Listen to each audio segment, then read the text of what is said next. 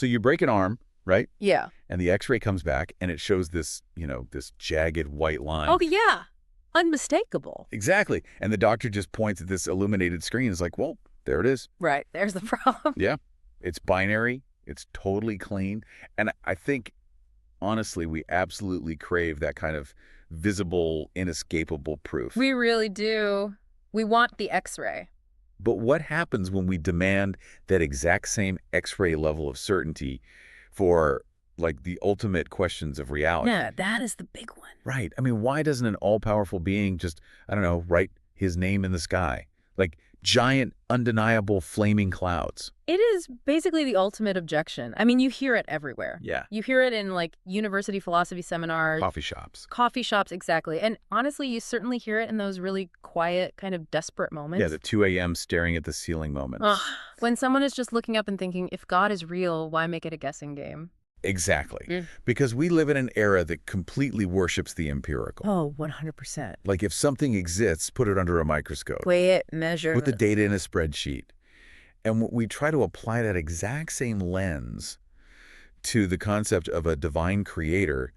The frustration is just incredibly visceral. It really is. The argument basically goes, well, if the ultimate goal of humanity is to know and love this creator, why not just provide a visible miracle every single day? Right. Well, the ambiguity. Yeah. Why do we have to rely on ancient texts or, quiet prayers? Or the testimonies of people who lived thousands of years ago. Exactly. Wouldn't just a single undeniable piece of global evidence instantly solve the entire problem of unbelief? You'd think so, right? You would. Yeah. Okay, let's unpack this.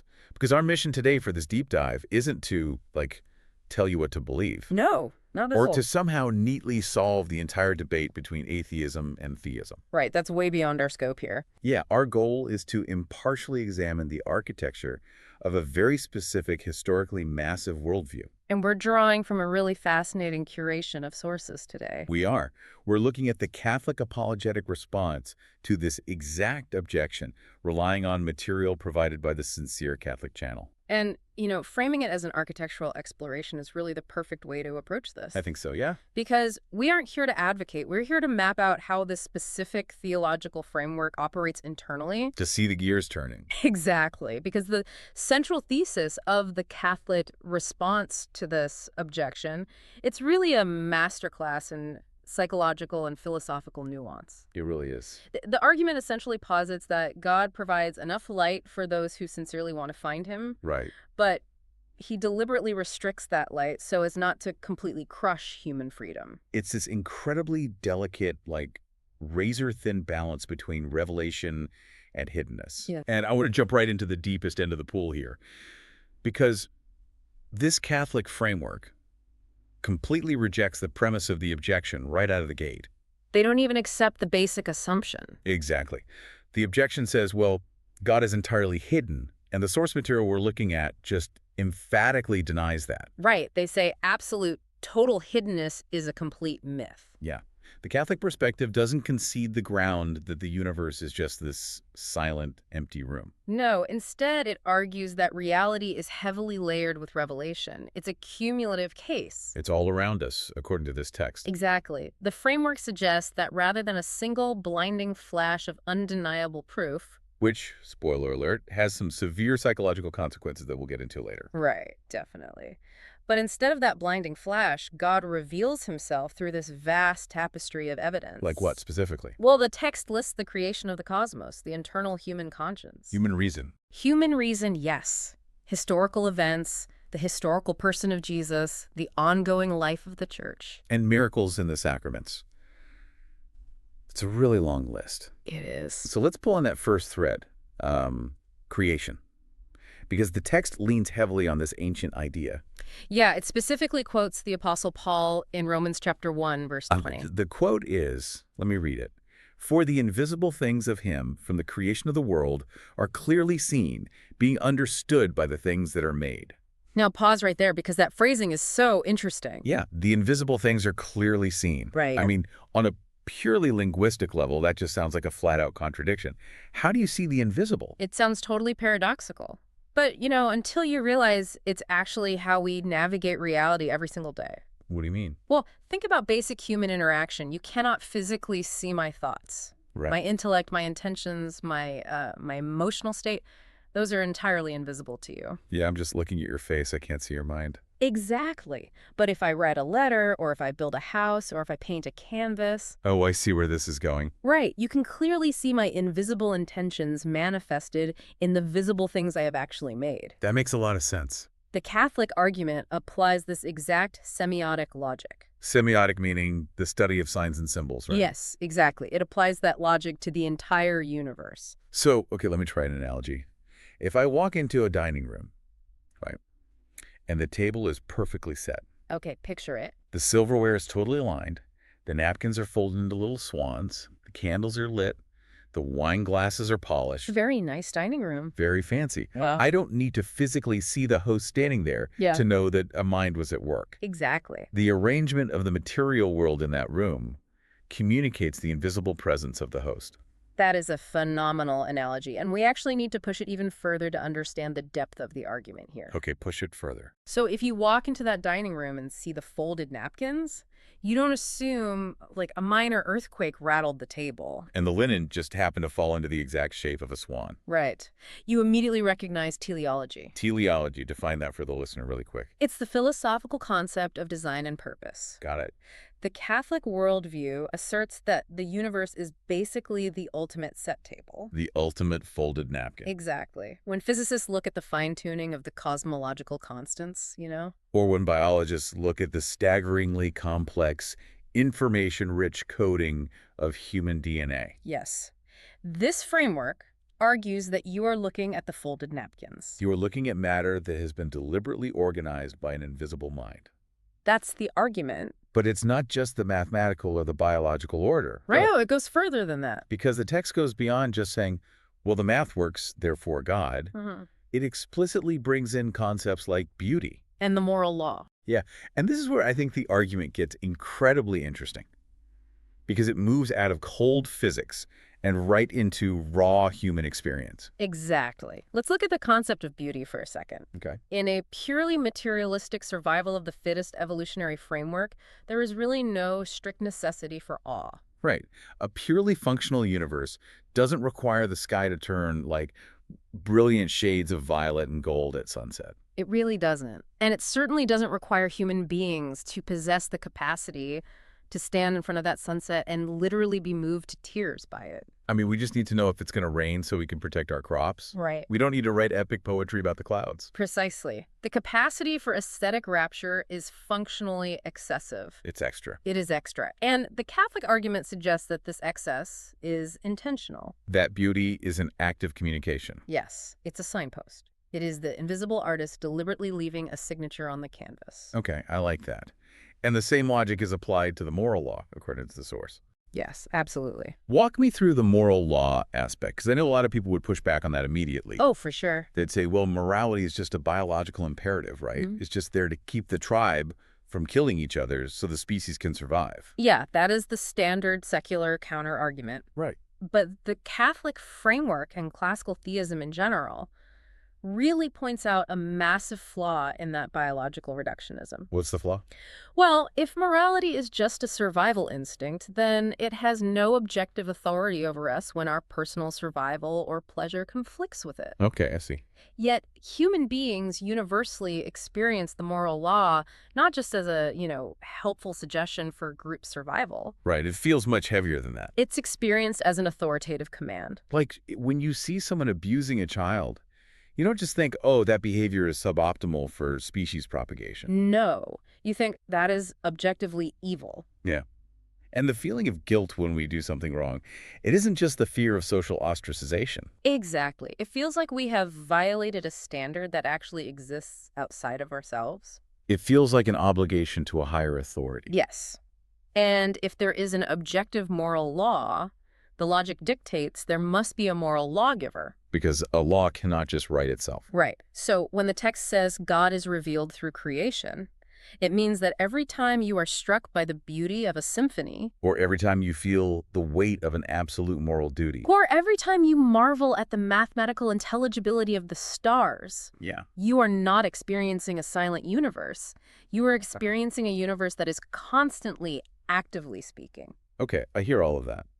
The table is set, the universe is speaking. Right. But let me just play the role of the frustrated seeker here for a minute. Please do. Because I can look at the fine-tuning of the universe, and I can appreciate a beautiful sunset. Sure. And I can absolutely acknowledge that murder is wrong. But I can still feel this massive agonizing void. Yes, that existential emptiness. Exactly. I can still walk into that metaphorical dining room, look at the perfectly folded napkins, and feel completely and utterly alone. It happens all the time. So, if the external evidence is so prevalent, why is the subjective experience of hiddenness so incredibly common? It's a huge question. Right. If God is shouting to the cosmos, why are so many people completely deaf to it? And that is the exact tension the source material addresses next. Okay. And it does so by making a really profound pivot. It acknowledges that looking out at the stars or, studying moral philosophy can only take you so far. It's limited. Very limited. The argument shifts from the vastness of the external cosmos to the incredibly intimate, often painful reality of the internal human psyche. So it shifts from the evidence around us to the evidence inside us. Exactly. And this brings us to what I think is one of the most psychologically compelling parts of the entire Catholic framework. It really is striking. The source quotes from the Catechism of the Catholic Church, specifically a paragraph known as CCC 27. And it states something that reframes the entire human experience. Let me quote it. It says, "The desire for God is written in the human heart because man is created by God and for God." Think about the paradigm shift happening here. Yeah. Normally, when someone is experiencing deep existential angst, when they are looking at the sky and crying out, "Where are you?" Right. They view that emptiness as definitive proof that they are alone. They view the void as evidence of absence. Exactly. But the Catholic theological tradition, and this draws really heavily from thinkers like Augustine and later C.S. Lewis. Love C.S. Lewis. Right. This tradition looks at that exact same angst and says, no, that void is actually a deliberately designed shape.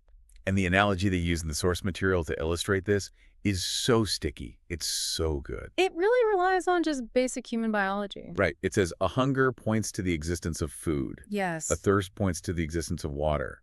Therefore, the profound, inescapable human longing for the divine points toward the existence of the divine. What's fascinating here is how it maps biological logic directly onto spiritual ontology. Let's break down how appetites work for a second. Okay. Every single innate, natural appetite that a biological creature possesses corresponds to a reality that can actually satisfy that appetite. Right. You feel physical hunger because your body requires nutrients. And crucially, those nutrients actually exist in the world. In form of food. Exactly. You feel thirst because water exists. You feel tiredness because sleep exists. You have a sex drive because reproduction is a real biological mechanism. Nature doesn't build creatures with innate universal desires for things that do not exist. That's a great point. Like if you found a creature that evolved in an environment completely devoid of light. Say in the deep recesses of a subterranean cave. Right. That creature would not have eyes. No. And it certainly would not have a biological instinct to seek out sunshine. Precisely. But human beings have this profound, universally documented, cross-cultural, agonizing itch for something beyond the material world. We do. We have an appetite for infinite meaning. Infinite justice. And infinite love. Yes, and no matter how much material success we acquire, that itch never goes away. I mean, you could be the richest, most successful, most well-fed, highly entertained person on the planet. Right. And you will still hit a wall of existential dissatisfaction. Always. The text is arguing that if we were purely material beings, designed only to consume material goods and then die, we would be perfectly satisfied with material goods. Like a cow in a pasture. Yes, assuming it has enough grass and no predators, a cow is perfectly content. Right. It does not stare at the moon and suffer an existential crisis about its legacy. Or the meaning of its bovine existence. Exactly. But humans do. We do. And the text argues that this dissatisfaction is an embedded feature of our design. It's not a bug. It is not a bug. It is the internal compass needle constantly, relentlessly pulling north. Okay, I have to push back hard on this. I figured you would. Because the logic sounds beautiful. It really does. But I can already hear the skeptical counterargument. Let's hear it. And honestly, it's a pretty fair one. I can have a deep, burning, visceral desire to have the superpower of flight. Sure. I can want to be Superman. I can want it with every fiber of my being. Right. I can have a desire for $1 billion to magically appear in my bank account. But just because I possess a psychological desire for those things, it doesn't manifest them into objective reality. Right. Desiring something doesn't magically prove it exists. Exactly. So how does the Catholic framework distinguish between me wanting to be Superman and humanity wanting God? That is the critical distinction, and the framework absolutely accounts for it. Ow. The difference lies in distinguishing between an artificial or constructive desire and an innate or structural desire. Okay, break that down. Your desire to be Superman is a product of your imagination intersecting with modern pop culture. Fair enough. It is a highly specific, culturally conditioned fantasy. Your desire for $1 billion is a desire for a culturally constructed medium of exchange. Yeah, that makes sense. Like, if I were born in a hunter-gatherer society 10,000 years ago. You wouldn't desire $1 billion. No. And you wouldn't desire a red cape and the ability to fly. So those desires are conditional. They are entirely dependent on my environment. Exactly. But hunger is not conditional. Right. Thirst is not conditional. The need for sleep is not conditional. Okay, I see the difference. And the Catholic argument, supported by thousands of years of anthropological evidence, is that the human search for ultimate transcendence, the religious impulse, is not a cultural construct. It appears in every society. In every era, across every geographic boundary. It is an innate structural reality of the human condition. Wow. So the text argues that this universal spiritual hunger is circumstantial evidence of the highest order. The hunger tells you that the food must exist. Yes. And this is massive, but the hunger only tells you that the food exists somewhere. Right. It doesn't drop the food directly into your lap. No, it doesn't. Like, a starving man in a forest has proof via his hunger that calories are a real thing. Right. But he still has to get up, walk through the trees, and forage for berries. And that is the perfect pivot point. Because if the food exists, and if God actually wants us to eat, if he wants to be found, why make us forage in the dark? Right. Why make it a search at all? Exactly. If I am a parent and my child is starving, I don't hide the sandwich in the attic and leave cryptic clues for them to find it. No, you definitely don't. I put the sandwich on a plate right in front of their face. Right. And this brings us to what I think is the most challenging, but also maybe the most illuminating concept in the entire source material. It's the core of the whole thing. If God wants to be known, why not provide the absolute undeniable skywriting proof? And the Catholic answer to that relies on understanding the paradox of proof versus coercion. The paradox of proof versus coercion. Yes, this is the operational core of the entire theology of hiddenness. And it requires us to completely reevaluate what the actual goal of human existence is, according to this framework. How so? Well, if the purpose of life were simply data acquisition, if the goal was just to get every human being to mentally assent to the factual existence of a supreme being, The way we assent to the fact that 2 + 2 = 4. or that the Earth revolves around the sun, Right. if that were the goal, then undeniable proof would be the most efficient and logical method. If it's just about winning a cosmic debate, then yes, write your name in the stars. Rearrange the constellations to spell out, I exist. Make it so obvious that nobody could ever argue about it. But the text argues that mere data acquisition is categorically not the goal. So what is the goal? The goal is a freely chosen relationship of love.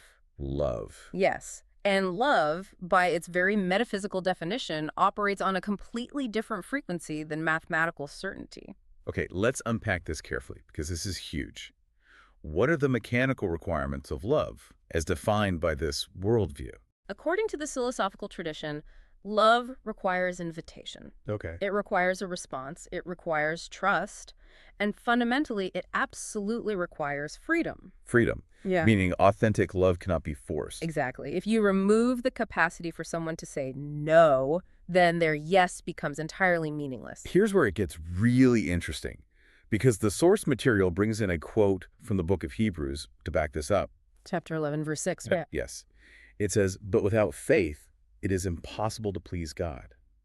For whoever draws near to God must believe that he exists and that he rewards those who seek him." Notice the wording there. Yeah, the emphasis the text places is on that specific phrase, those who seek him. It frames the entire dynamic of the universe not as a celestial dictator issuing demands, Right. but as a lover offering an invitation. A lover offering an invitation. Think about the psychology of human relationships for a second. Okay. How do you cultivate genuine love? You do it through wooing. Right. You do it through gentle revelation of yourself over time. You definitely don't do it through overwhelming force. No. Let's imagine a scenario. Okay, let's hear it. Imagine a billionaire who wants to find someone who genuinely loves him for who he actually is. Not for his money, not for his power. That's a classic trope. It is. Oh. So how does he do it? If he shows up in a fleet of helicopters, surrounded by armed guards, throws $1 million in cash on the table, and just screams, "Love me," He is gonna get a reaction, that's for sure. oh, he will absolutely get compliance. People will bow down. They will do whatever he asks. But it won't be love. No, it will be a transactional submission driven by awe or greed or terror. Exactly.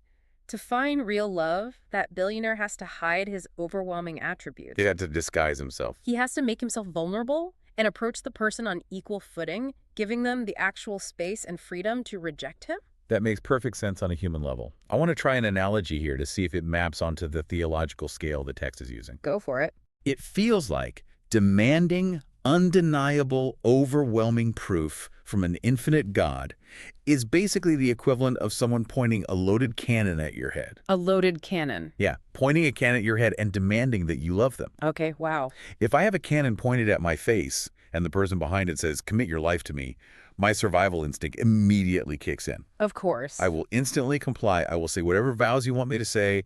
I will behave perfectly. You'd be incredibly obedient out of pure, unadulterated terror of the cannon. Exactly. But I could not authentically love that person. The sheer threat of their power completely destroys my autonomy. That analogy is mathematically precise for what the text is arguing. Really? Yes.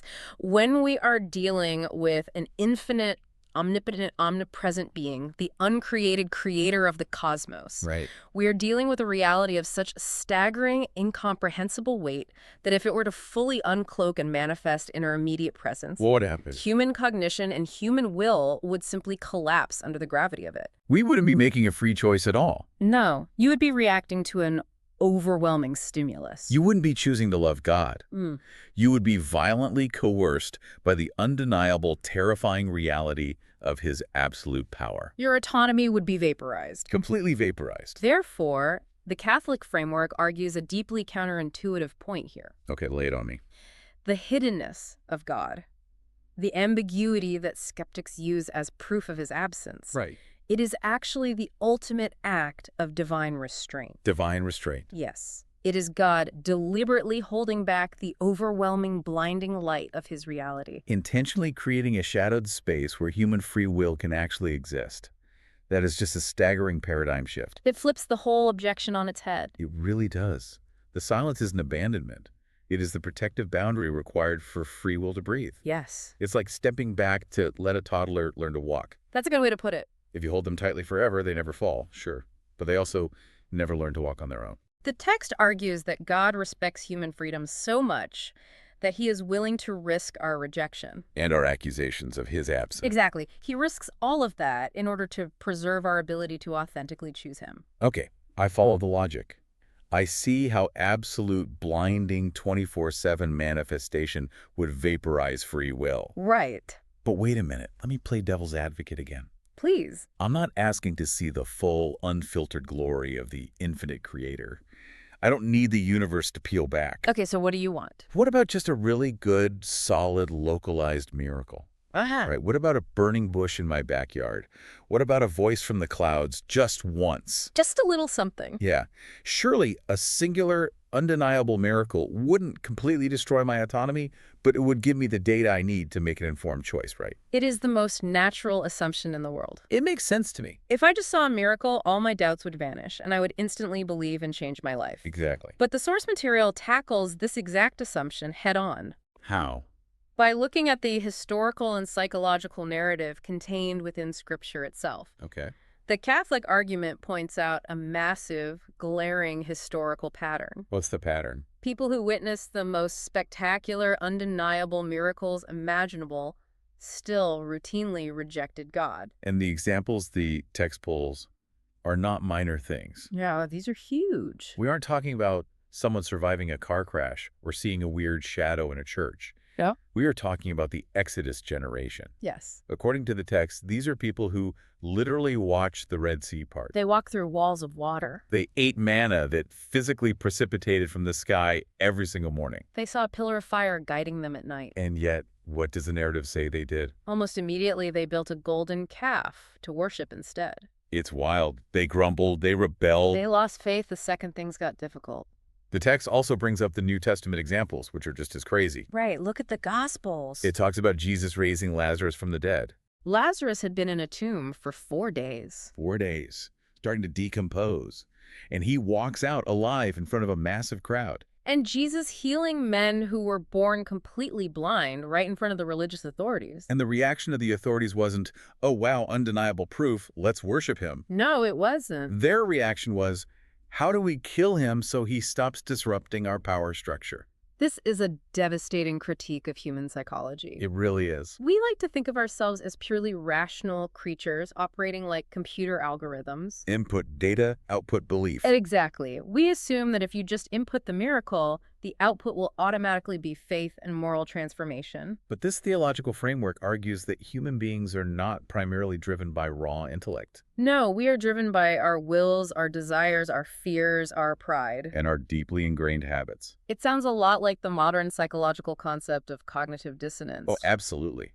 When human beings are confronted with empirical facts that threaten their worldview, or threaten their lifestyle, or require them to surrender control of their lives, they almost never say, wow, I was totally wrong, let me drastically change my entire existence. no, the intellect just becomes a slave to the will. We use our intelligence to rationalize away the data.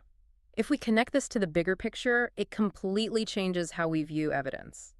Let me ask you this. Sure. If God wrote his name in the sky today, in giant flaming letters that the whole world could see, what would actually happen? I mean, based on the historical pattern the text points out, the world would be in absolute shock for about 48 hours. And And then the rationalization machine would kick into overdrive. within a week, a panel of atmospheric physicists would polish a paper theorizing about a rare, unprecedented plasma phenomenon. Geopolitical analysts would accuse a rival superpower of deploying advanced holographic satellite technology to cause mass panic. Exactly.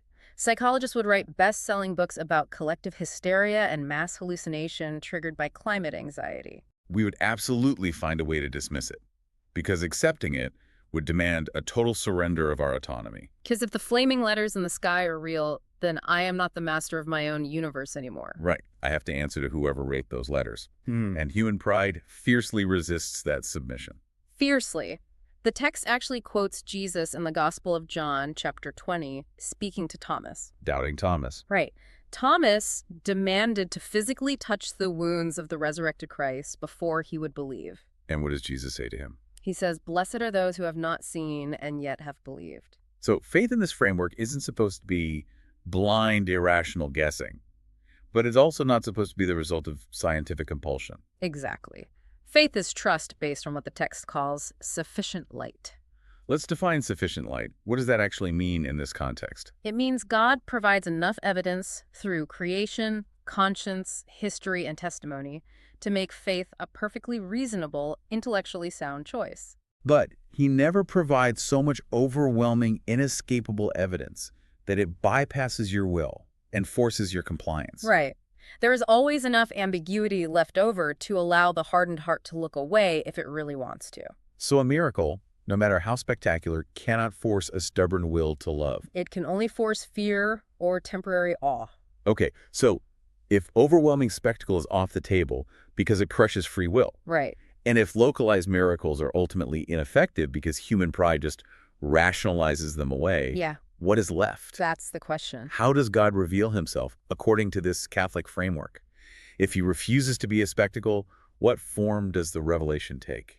This brings us to the absolute summit of the Christian apologetic argument. Okay, let's go there. The text argues that God has provided the ultimate, definitive answer to the problem of hiddenness. He didn't just stay hidden in the heavens. No, he entered the timeline. The ultimate revelation is the historical person of Jesus Christ. Yes. The text leans on John 14:9, where Jesus says, "Whoever sees me sees the Father also." So the proposition here is that the infinite, invisible, incomprehensible creator translated himself into the finite, visible, entirely comprehensible language of a human life. If you want to know what the invisible God is like, you look at how this specific first-century carpenter lived, wept, suffered, and loved. But the text highlights a massive point of friction here. Yeah. And it connects right back to our craving for the X-ray, our craving for the undeniable proof. Exactly. The issue, according to the source, is not that God never revealed himself. The issue is that humanity deeply resents and rejects the form that revelation took. Yes, we want the thunderbolts. We want the army of angels splitting the sky. I want a conquering king who forces everyone to behave and fixes all our problems instantly. We want a spectacle, but God gives us a person. And not just any person. Look at the specific forms of revelation the text says the modern mind so easily dismisses. The incarnation. The humility of a stable, The vulnerability of the cross. quietness of sacramental presence, and the messy, flawed reality of the church. It's the ultimate subversion of expectations. It's almost aesthetically offensive to human pride. Think about it. Oh, it completely is. The creator of 100 billion galaxies reveals himself as a screaming, helpless infant born in a feeding trough in a backwater province of the Roman Empire. It makes no sense to a mind that worships power. None. And he reveals his ultimate love by allowing himself to be stripped, naked, tortured, and executed on a cross. Which was the ultimate symbol of weakness and defeat in the ancient world. And today, the Catholic framework claims he is most profoundly present in what looks like a completely ordinary piece of bread on an altar. So why is the revelation cloaked in such extreme vulnerability? Because of everything we just discussed about freedom and love. Exactly. Vulnerability does not coerce. A baby cannot force you to worship it. A crucified man cannot compel your obedience through terror. A piece of bread cannot threaten you. So what does this all mean for the seeker? It means the aesthetic of divine revelation is fundamentally subtle. It is designed to filter out the proud and the arrogant. Precisely. If God revealed himself in sheer naked power, everyone would bow, but mostly out of self-preservation. Right, back to the canon analogy. By wrapping the revelation in weakness and humility, God ensures that only those who are willing to approach with a humble heart Only those who are genuinely seeking love rather than power. will recognize him. The proud, the ones demanding a cosmic magic show, the ones demanding the universe jump through their empirical hoops. They will look at a carpenter on a cross or bread on an altar and simply laugh. They will look right past the revelation because it doesn't match their criteria for power. The revelation is hidden in plain sight, protected by a veil of humility. It's a profound architectural defense. It holds together beautifully on a philosophical level. It really does. And this is a massive pivot here. Okay. The source material doesn't allow us to just stay safely in the realm of ivory tower philosophy. No, it gets very real. It takes a sharp, deeply pastoral turn into the reality of human suffering. Because it is one thing to sit here with microphones and debate the epistemology of hiddenness. It makes logical sense right now. Sure, in a studio, it's easy. But it is an entirely different thing to understand that hiddenness when you are sitting in an oncologist's office. Or when you've just lost your job. Or when your marriage is falling apart. The text moves from the apologetics of the mind to the dark reality of the soul. It asks the agonizing question of the sincere believer. Okay, I am not demanding skywriting. I am not demanding a magic trick. I have accepted the subtle revelation. I am trying to love you. So why, when I am in the deepest pain of my life, do you suddenly feel completely, terrifyingly absent? Why does God go silent when I need him the most? And the Catholic spiritual tradition provides an answer here that I think is incredibly jarring. It really is. It might even be offensive to modern sensibilities at first glance. It introduces the concept of spiritual dryness and the dark night of the soul. The text points out something that just blows my mind. What's this? Some of the most revered, titanic figures in Catholic history, people who are literally canonized as saints, experienced decades of absolute agonizing silence from God. It lists St. John of the Cross, who essentially wrote the Pap book on this phenomenon. Saint Therese of Lisieux. And most strikingly for a modern audience, Mother Teresa. Let's talk about Mother Teresa for a minute. Yeah. Because she is the perfect case study for what the text is arguing. She really is. To the outside world, she was the ultimate symbol of unwavering faith, She was on the covers of magazines. winning the Nobel Peace Prize. serving the poorest of the poor in the slums of Calcutta. projecting this aura of absolute certainty and divine connection. But when her private letters were published after her death, the world was totally shocked. The letters revealed that for almost the entirety of her 50-year ministry, internally she was experiencing a devastating, suffocating darkness. She wrote about feeling a total void, feeling rejected, feeling no presence of God whatsoever, even while she was praying or receiving the Eucharist. For 50 years. 50 years. How does the text possibly justify that? How is that silence not just cruel abandonment? It's a tough pill to swallow. Why would God do that to someone who gave up literally everything for him? To understand this, we have to go back to the psychology of love, specifically the difference between mature love and infatuation. Okay, break that down. The Catholic spiritual tradition argues that this dark night is not a punishment, and it is not a sign of abandonment. Then what is it? It is a highly advanced mechanism for purifying the soul's attachments. Walk me through the mechanism. How does stripping away the feeling of God's presence purify anything? Think about human romance. Okay. In the beginning of a relationship during the honeymoon phase, there is a massive flood of neurochemicals. Dopamine, oxytocin. It feels euphoric. Exactly. It is effortless to be kind, to make sacrifices, and to spend time with the person because the emotional reward you are getting back is so intoxicating. Right, you're high on the feeling of being in love. But ask anyone who has been married for 40 years. Yeah, eventually the neurochemical fireworks fade. The euphoric feelings vanish, and that is the moment of crisis where the true nature of the relationship is actually tested. Are you going to stay? Are you going to continue to serve and love this person when you are getting absolutely zero emotional high out of it? The Dark Night forces the question. Were you in love with the person, or were you just in love with the good feelings they gave you? Exactly. Oh, wow. Okay, so the text is applying that exact dynamic to the spiritual life. Yes. When a person first converts, or when they are actively practicing their faith, God often provides spiritual consolations. Peace, joy, a profound sense of his presence. And that is good. It helps draw the soul in. But the danger is that the believer becomes spiritually hedonistic. Spiritually hedonistic. Yes. They start serving God simply to get the emotional high. They start loving the consolations of God rather than the God of consolations. They're basically using God as a spiritual vending machine. Put in a prayer, get out a feeling of peace. Precisely. So, to elevate the soul to true, unselfish, mature love, what the Greeks call agape, God will deliberately withdraw the emotional consolations. He withdraws the spiritual sugar. He plunges the soul into dryness. The peace vanishes. The prayers feel like they are hitting a brass ceiling. The soul is left in a complete void. And the test is, will you still pray? Will you still serve the poor like Mother Teresa did? Will you still act in love when the emotional paycheck bounces completely? Yes, and if you persevere through that darkness, your love is purified. You are finally loving God purely for who he is, not for what he makes you feel. The silence of the dark night is not an absence. It is a profound, transformative, albeit agonizing presence that is rewiring your spiritual attachment. Exactly. I have to be honest, though. Yeah. To someone listening to this who is currently in that dark night, someone going through a divorce or grieving a profound loss and hearing only silence when they pray. It's hard. This might sound a bit harsh. It sounds almost like spiritual hazing, like I'm going to deliberately cause you emotional agony to make you a tougher believer. This raises an important question. And the source material seems acutely aware of how difficult this doctrine is to swallow. Does it offer a softer way to look at it? It does. That is why it provides a final, highly relatable, modern analogy to help contextualize this silence.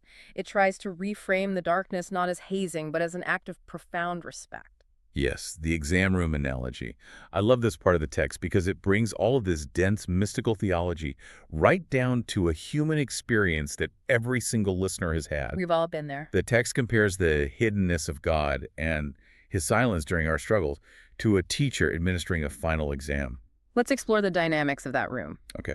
During the semester, the teacher is highly communicative. They are at the chalkboard, giving lectures, handing out study guides, answering questions, and providing constant feedback. This period of communication parallels the layers of revelation the text talked about earlier. God speaking through creation, conscience, scripture, the church. The teacher provides all the necessary information. The teacher provides the sufficient light. Exactly. But then comes the day of the final exam. The dreaded final. The students sit down, the papers are handed out, and the dynamic of the room completely changes. What does the teacher do? The teacher sits at the front of the room or Yeah. paces the aisles and goes completely, utterly silent. Why? Has the teacher abandoned the students? No. Is the teacher angry with them? Is the teacher's silence a sign that the teacher doesn't exist? Obviously not.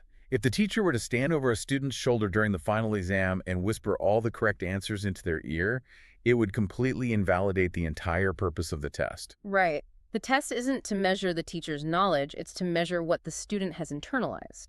The silence is the absolute prerequisite for the test to be valid. The silence is what gives the student the space to freely apply what they have learned. The text argues that God's silence during our deepest trials operates on this exact same principle. Just as a teacher providing inescapable answers ruins the exam, God providing inescapable emotional or physical proof during our moments of trial would ruin the purpose of human freedom and the development of authentic, chosen faith. Exactly. I want to push that analogy just one step further because I think it addresses that feeling of spiritual hazing. How so?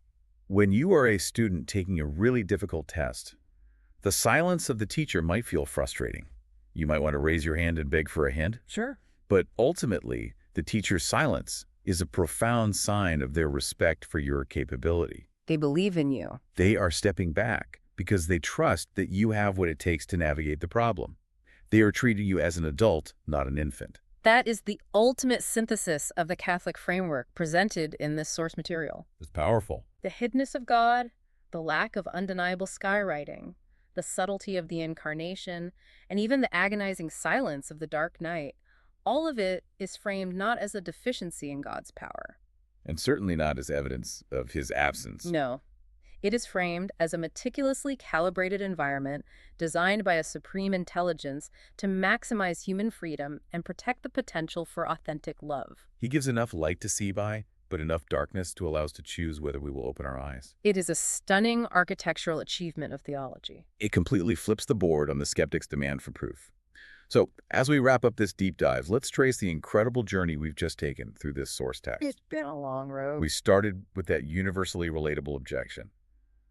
If God exists, why doesn't he just show himself clearly?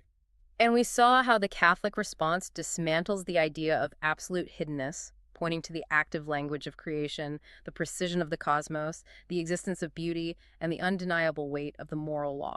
We explored the psychological shift inward, examining the universal human hunger for transcendence as an embedded structural compass pointing toward a reality that can satisfy it. And we unpacked the core paradox of the entire worldview, the idea that overwhelming, undeniable proof would operate as a metaphysical weapon, destroying human autonomy and replacing authentic love with terrified compliance. We looked at the historical reality of miracles, how even the most spectacular events like the parting in the Red Sea failed to convert a hardened heart because human beings will always use their intellect to rationalize away anything that demands a surrender of their will. We explored the subtlety of the ultimate revelation in the person of Jesus Christ, a revelation wrapped in humility to protect the freedom of the observer. And finally, we waded into the dark night of the soul, understanding that God's silence isn't abandonment, but rather the quiet respect of the teacher in the exam room, giving us the space to love him for who he is, rather than for the feelings he provides. The source material leaves us with a framework where the issue is almost never a total lack of light. The universe is saturated with sufficient light. The variable is never God's existence. The variable is the human will. It's about what we, as fiercely protected free agents, choose to do with the light that is already shining on the table. I want to turn directly to you, the listener, as we close.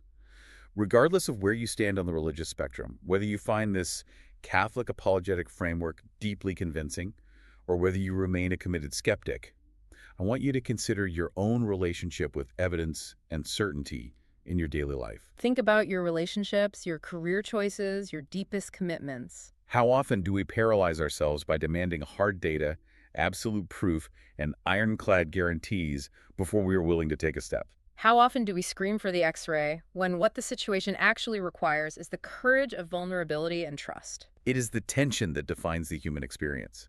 You can never mathematically prove that your spouse loves you. You can never empirically guarantee that a friendship is genuine.